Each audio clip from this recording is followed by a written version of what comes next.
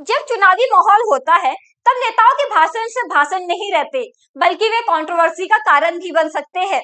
प्रधानमंत्री का address, model code of conduct, election commission, constitutional limit और पॉलिटिकल एडवांटेज, ये सिर्फ अलग अलग शब्द नहीं है, बल्कि इंडियन डेमोक्रेसी की फेयरनेस से जुड़े बहुत इंपॉर्टेंट मुद्दे हैं। यही वजह है कि यह टॉपिक सिर्फ करंट इश्यूज नहीं, बल्कि पॉलिटी और एग्जाम पॉइंट ऑफ व्यू से बेहद इंपॉर्टेंट बन जाता है। तो लेक्चर में अंत तक आप बने रहिएगा, क्योंकि हर एक पॉइंट पे बात करेंगे, हर एक पॉइंट पे डिटेल डिस्कशन हम करने वाले हैं। चलिए समझते हैं कि यह क्या टॉपिक है जो विवाद में अभी खड़ा हुआ है, कंट्रोवर्सी का कारण बना है। देखिए, प्रधानमंत्री नरेंद्र मोदी के द्वारा क्या किया गया, 18 अप्रैल 2026 को राष्ट्र को संबोधित किया गया। देखिए, ये तो बहुत ही अच्छा न्यूज है कि हमारे देश के प्रधानमंत्री ने राष्ट्र को संबोधित किया है। तो ये अचानक से कंट्रोवर्सी का कारण कैसे बन गया, हम ये बताती हूँ मैं। The speech follow development related to the women reservation bill. और यह स्पीच ठीक किसके बाद में बोला गया, वुमेन रिजर्वेशन बिल जब संसद में इसे लागू करने की बात की जा रही थी और यह फेल हो गया, इसके तुरंत बाद में ही प्रधानमंत्री नरेंद्र मोदी के द्वारा राष्ट्र को संबोधित किया गया। ठीक है, यहाँ तक में भी कोई प्रॉब्लम नहीं है, वो पीएम है, वो तो कर ही सकते हैं, ठीक है ना। इन्होंने किसका यूज किया, तो ब्रॉडकास्ट किया। इन्होंने कहा दूरदर्शन और संसद टीवी के थ्रू इन्होंने ब्रॉडकास्ट किया। ठीक है, दूरदर्शन और संसद टीवी बहुत बड़े ही प्लेटफॉर्म है, ठीक है, ऑफिशियल चैनल है। अब इनके ऊपर में यह आरोप लगा कि इन्होंने एमसीसी के गाइडलाइन का उल्लंघन किया है। एमसीसी का गाइडलाइन क्या कहता है कि आप इलेक्शन के दौरान किसी भी तरीके का आप बात अपने पक्ष नहीं रख सकते। इलेक्शन यानी अब हमारे देश में, हमारे इंडिया में भी क्या हो रहा है, बहुत सारे इलाके पे इलेक्शन चल रहा है, इलेक्शन होने वाला है बहुत सारे राज्यों में। इसी के दौरान क्या हुआ है, प्रधानमंत्री नरेंद्र मोदी के द्वारा 18 अप्रैल 2026 को राष्ट्र को संबोधित किया गया है। और इसे अपोजिशन का यह कहना है कि इन्होंने एमसीसी के गाइडलाइंस को तोड़ा है, यानी इन्होंने इसके अकॉर्डिंग, क्या है एमसीसी का गाइडलाइन, सीधे तरीके से यह कहता है कि आप इलेक्शन के दौरान किसी भी तरीके के अपने पक्ष जो है राज्य के सामने में नहीं रख सकते हैं, जनता के सामने नहीं रख सकते हैं, आप किसी भी तरीके के वादे जनता से नहीं कर सकते हैं, और ना ही आप विपक्ष के खिलाफ जनता के सामने कुछ बात रख सकते हो। ये पूरी की पूरी तरीके से गाइडलाइन एमसीसी में दिया गया है। और अपोजिशन का यही मानना है कि इन्होंने एमसीसी के गाइडलाइन को तोड़ा है, और यही पूरा मुद्दा कंट्रोवर्सी का बन चुका है। चलिए समझते हैं इसका थोड़ा सा बैकग्राउंड कि ये मुद्दा गर्म में कहां से हुआ। देखिए, वुमेन रिजर्वेशन बिल लागू होना था, संसद में इसे पेश किया गया।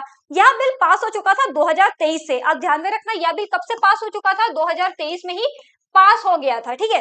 लेकिन संसद का वेट करने के चक्कर में ये जो है अभी तक लागू नहीं हो पाया। अब गवर्नमेंट ने ये डिसाइड किया कि 2026 के अगर संसद का अगर वेट किया जाता है तो बहुत ज्यादा टाइम, मतलब 2 साल लग जाएगा इसे लागू करने में ही। इसलिए 2026 का संसद का वेट नहीं करेंगे, 2011 का संसद के अकॉर्डिंग हम जो है वुमेन्स को सीट्स प्रोवाइड करेंगे।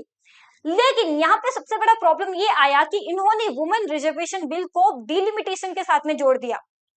समझते हैं डिलिमिटेशन क्या है।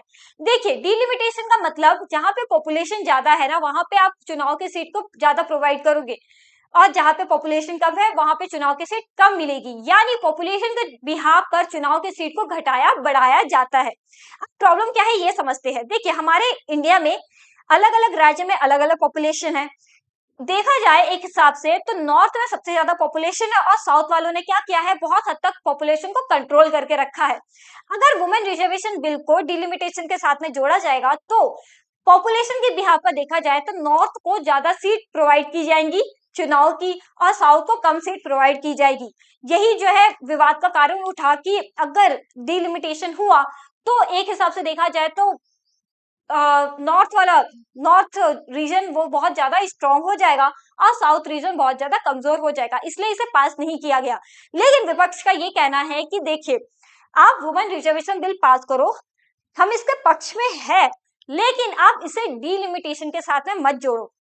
इसलिए यह बिल जो है पास नहीं हो पाया, ठीक है। और यह बिल पास होने के लिए टोटल कितनी मेजोरिटी की जरूरत पड़ती है, तो टोटल 2/3 मेजोरिटी की जरूरत पड़ती है।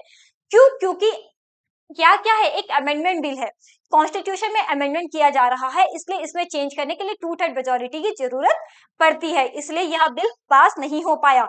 इसी के ठीक तुरंत बाद प्रधानमंत्री नरेंद्र मोदी के द्वारा क्या किया गया, राष्ट्र को संबोधित किया गया। एक तो मुद्दा पहले से ही गरमाया हुआ था, और ऊपर से इन्होंने राष्ट्र को संबोधित कर दिया इलेक्शन के दौरान, इसलिए यह पूरा कंट्रोवर्सी का कारण उठ गया।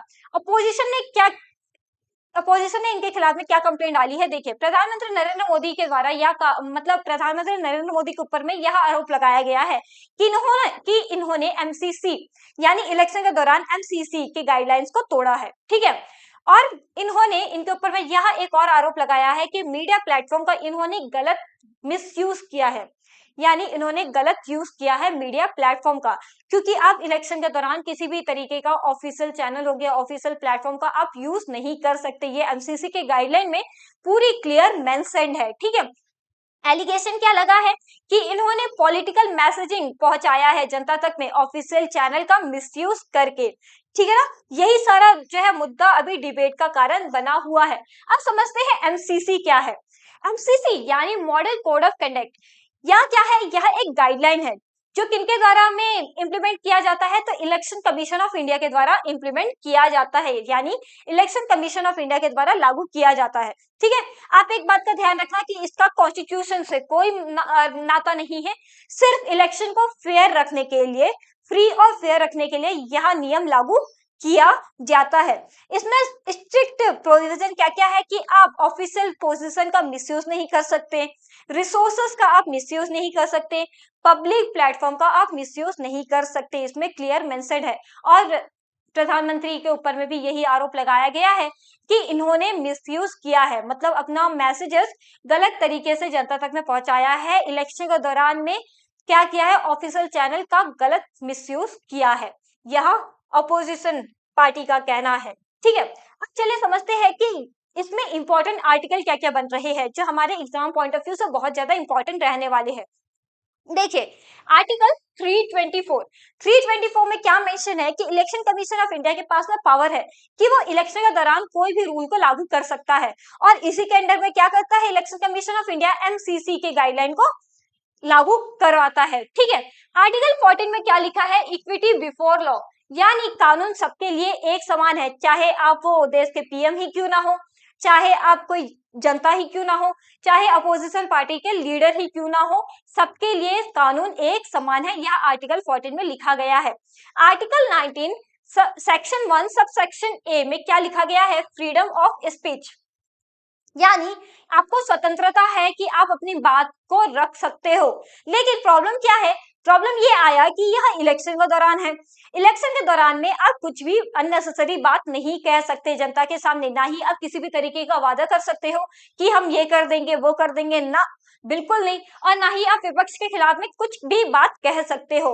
और यहीं पे क्या माना जाता है, इसे एक अनफेयर माना जाता है इलेक्शन के दौरान, ठीक है ना। और इसमें कौन सा एक्ट आता है, तो आप एक्ट ध्यान में रखना, तो representation of the people act 1951, यह सारी चीजें रिप्रेजेंटेशन ऑफ पीपल एक्ट 1951 के तहत में आता है। देखिए जब प्रधानमंत्री नरेंद्र मोदी के द्वारा देश को संबोधित किया गया तो अपोजिशन ने क्या किया, क्लियर कहा कि इन्होंने प्रधानमंत्री नरेंद्र मोदी भी वही कार्य कर रहे हैं जो 1975 में इंदिरा गांधी के द्वारा किया गया था। देखिए इंदिरा गांधी ने क्या किया था, थोड़ा हिस्ट्री समझते हैं। इन्होंने इलेक्शन जीता था, अपोजिशन पार्टी के द्वारा इनके ऊपर में एक कंप्लेंट की गई, क्या कंप्लेंट की, इन्होंने स्टेट मशीनरी का गलत इस्तेमाल किया है, ठीक है। 1975 में इनके ऊपर में आरोप लगाया गया कि इन्होंने स्टेट मशीनरी का गलत इस्तेमाल किया है, ठीक है।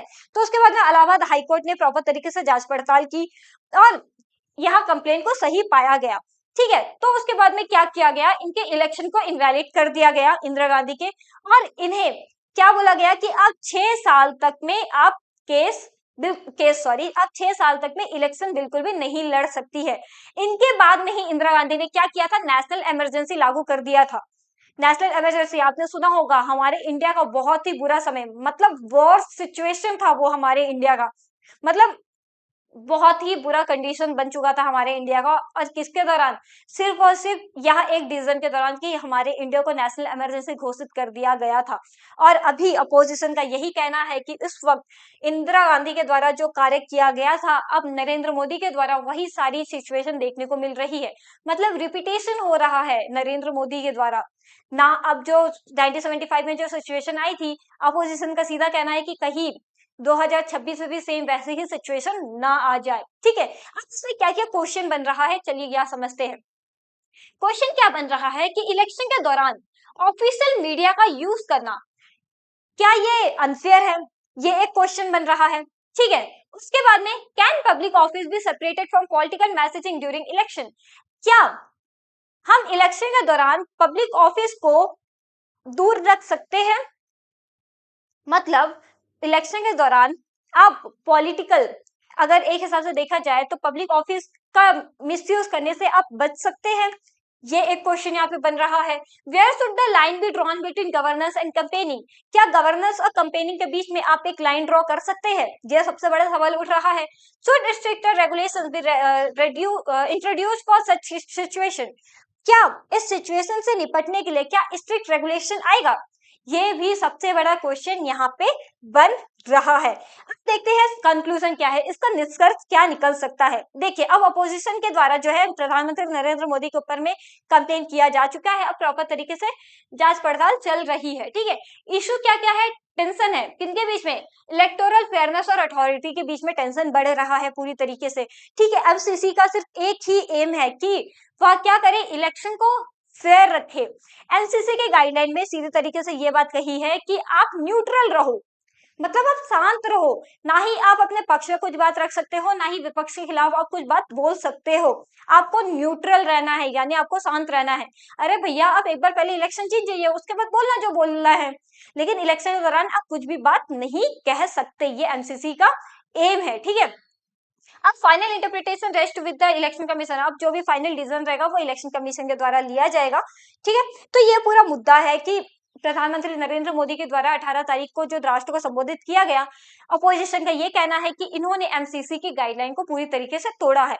क्यों? क्योंकि इलेक्शन के दौरान आप किसी भी तरीके का आप मतलब ऑफिशियल चैनल का यूज नहीं कर सकते, यानी आप जनता से बात नहीं कर सकते किसी भी तरीके की, ना ही आप अपने पक्ष में कोई बात रख सकते हो, ना ही आप वादे कर सकते हो, ना ही आप बड़े बड़े बातें कर सकते हो कि हम इलेक्शन, अगर आप हमें इलेक्शन जिता दोगे तो हम ये कार्य करेंगे, और ना ही आप विपक्ष के खिलाफ में कुछ भी बात कह सकते हो।